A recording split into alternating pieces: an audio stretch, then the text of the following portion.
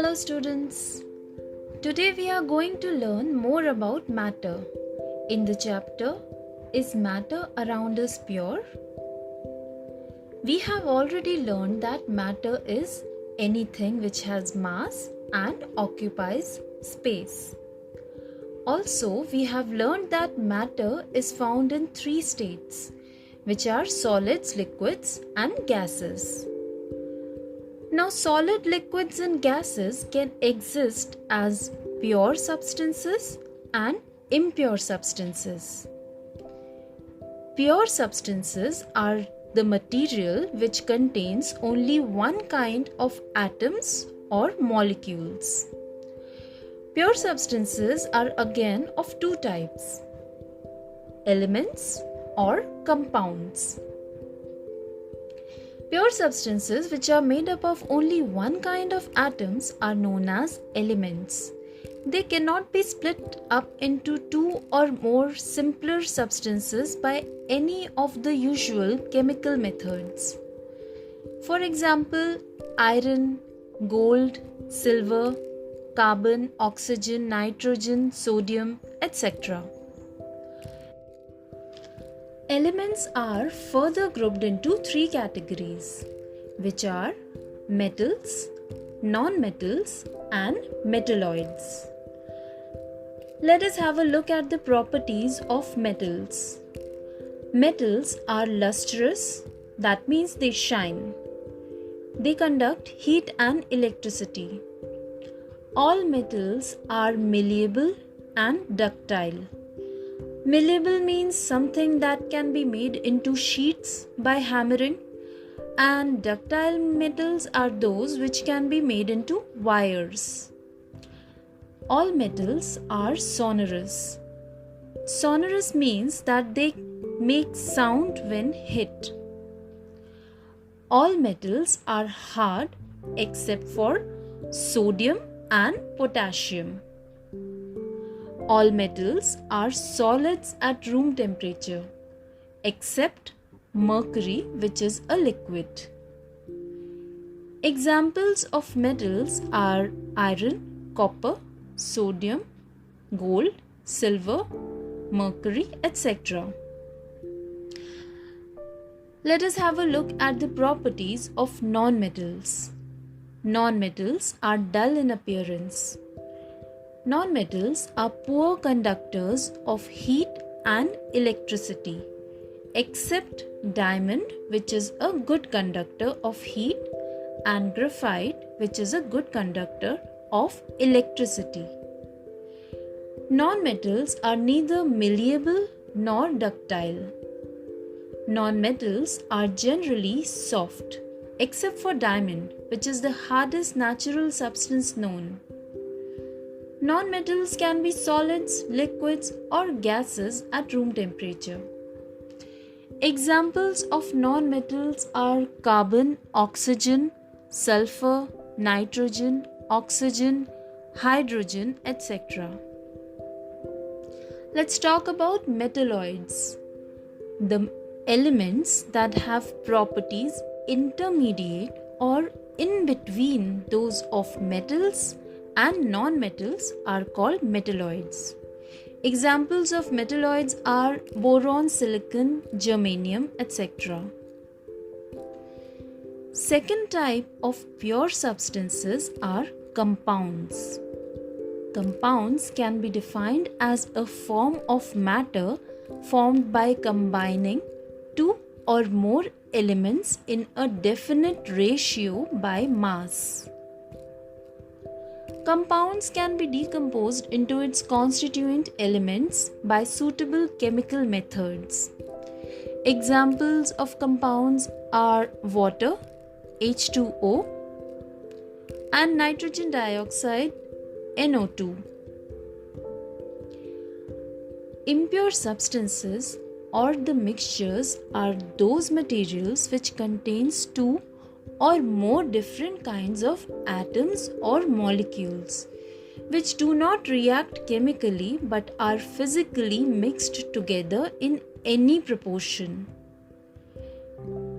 Now, mixtures are of two types: homogeneous mixtures and heterogeneous mixtures. If you break down these words, you can easily understand their meaning.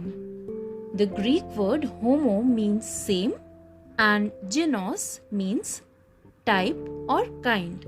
So homogeneous means same kind.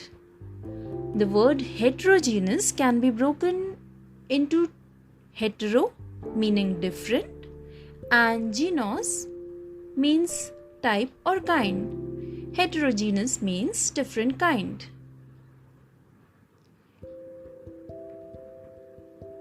Therefore, homogeneous mixtures are those mixtures in which all the compounds of the mixture are uniformly mixed, while the heterogeneous mixtures are those in which all the compounds of the mixture are not thoroughly or uniformly mixed. Solutions. A solution is a homogeneous mixture of two or more substances. For example, lemon water is homogeneous mixture. Sugar solution, soda water, all are examples of homogeneous mixtures. There are two components of a solution. These are solvent and solutes. Solvent is that part of solution that dissolves the other component in it and is usually present in larger amount, whereas solute is that part which is dissolved in the solvent and is usually present in lesser quantity. So when we make lemonade, we take more water and less of salt and sugar. So being more in quantity, water is solvent and sugar and salt are solute here. Let's have a look at the properties of a solution. A solution is a homogeneous mixture.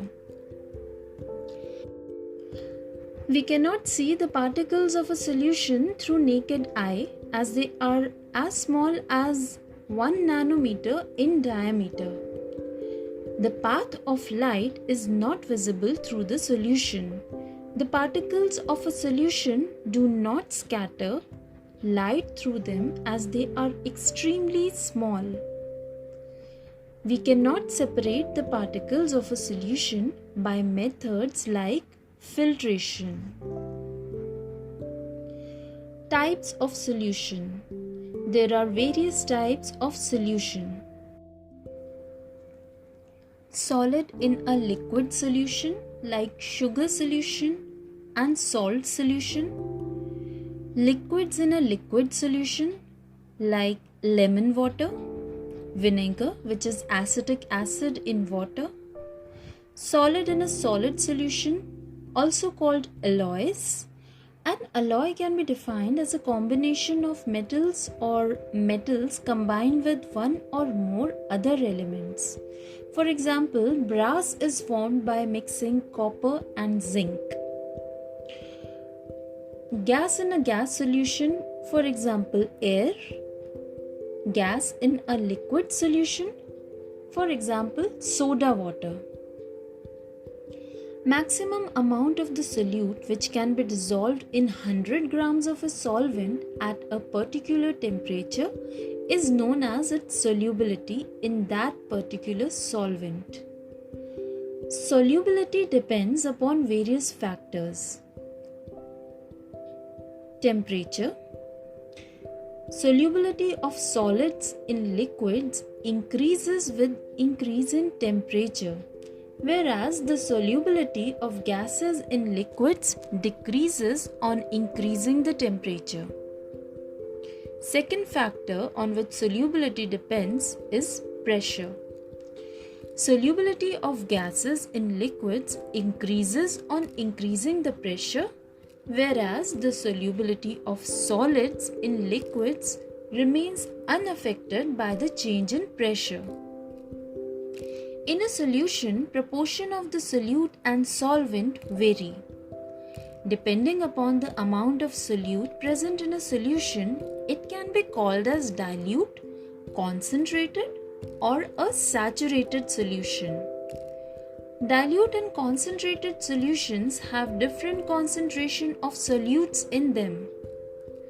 Dilute solution has less solute and more solvent, and concentrated solution has more solute and less solvent. A solute in which no more quantity of solute can be dissolved at a particular temperature is called a saturated solution. Whereas a solution in which more quantity of solute can be dissolved without raising its temperature is called its unsaturated solution. There are various ways of expressing the concentration of a solution. Mass by mass percentage, mass by volume percentage, volume by volume percentage. Mass by mass percentage of a solution can be obtained by dividing the mass of solute by mass of solution and multiplying by 100.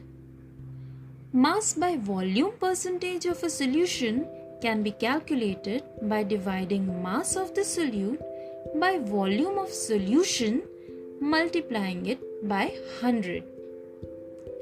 Volume by volume percentage of a solution can be obtained by dividing the volume of solute by volume of solution and then multiplying it by 100.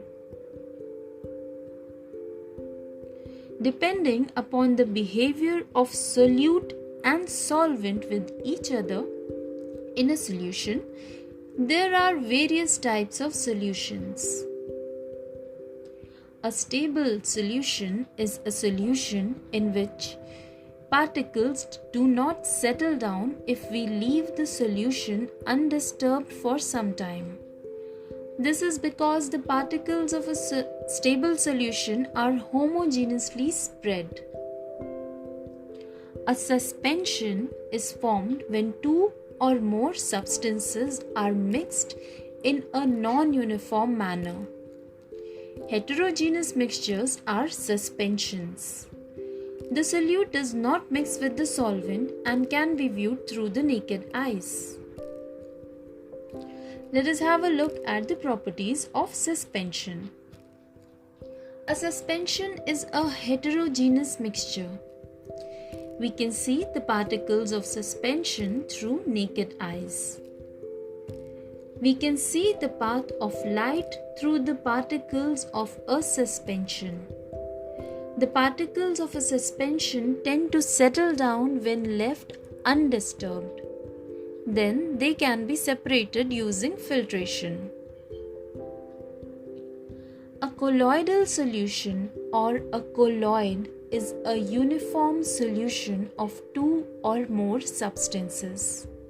The particles are relatively very small that the solution appears as a homogeneous mixture, but it is not. Let's understand by studying the properties of colloids. Colloids are heterogeneous in nature. The particles of a colloid cannot be seen through naked eyes.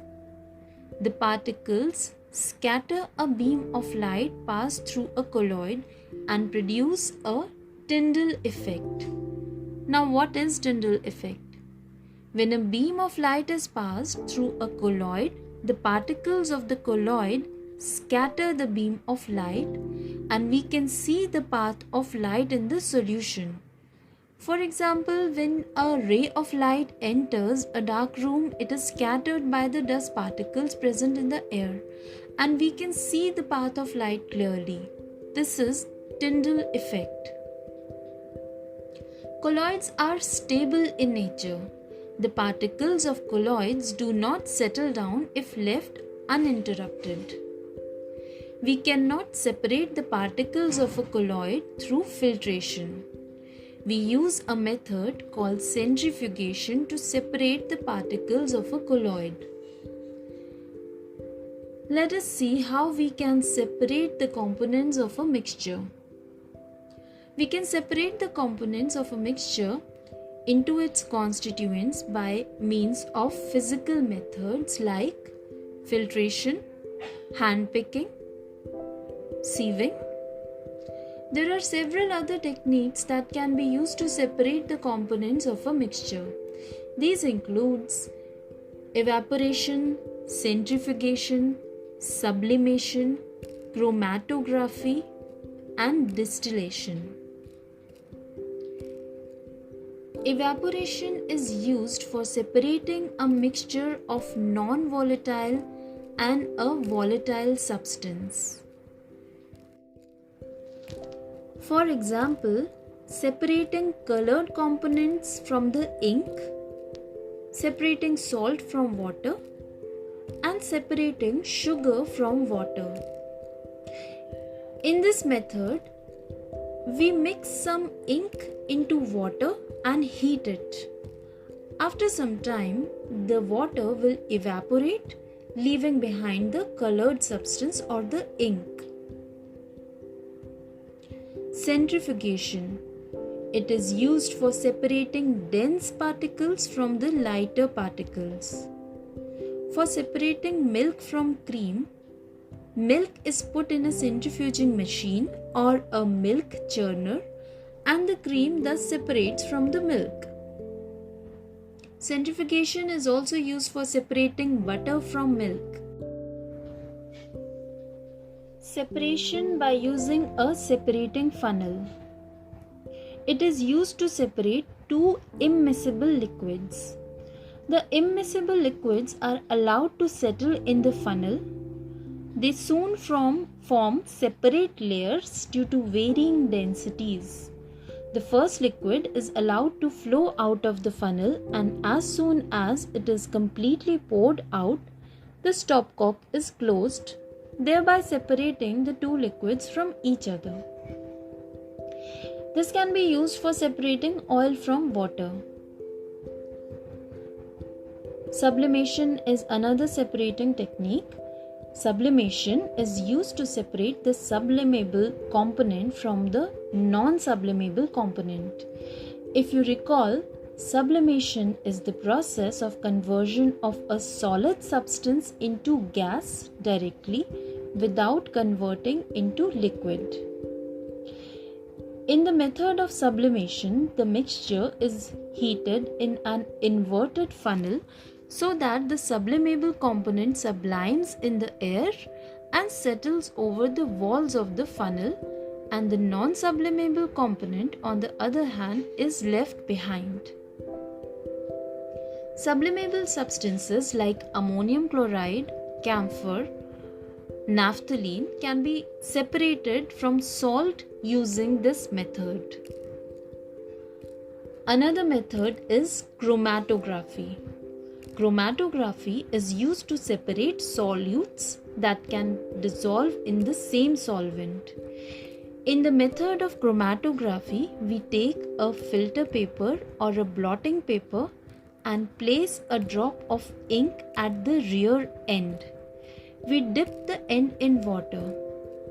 Since ink is a mixture of two or more colors, the component of ink which is soluble in water mixes into it and then separates quickly from the other components that are less soluble in water. Chromatography is used for separating color components of a dye. Distillation. This method is used to separate miscible liquids. For this method, the boiling points of the liquids must be sufficiently different. In this method, the mixture is heated in a distillation apparatus. The one substance with lower boiling point evaporates first, condenses, and gets separated from the one with the higher boiling point. Simple distillation.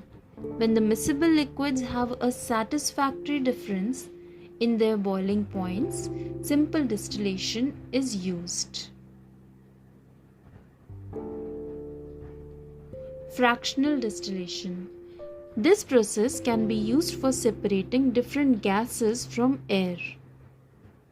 Fractional distillation is the separation of a mixture into its components. Chemical compounds are separated by heating them into a temperature at which one or more fractions of the mixture will vaporize. It uses distillation to fractionate. Generally, the component parts have boiling points that differ by less than 25 degrees Celsius or 45 Fahrenheit from each other under a pressure of 1 atmosphere. If the difference in boiling points is greater than 25 degrees Celsius, a simple distillation is used. Crystallization. This method is used for purifying solids. In the crystallization method, we can obtain a pure solid in the form of crystals from its solution. In this method, we filter out the impurities of a substance. Then the water is evaporated to obtain a saturated solution.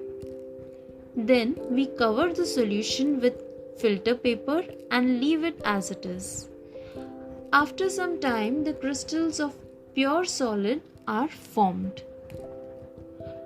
Crystallization is used to separate salt from seawater. It can also be used for purification of copper sulfate.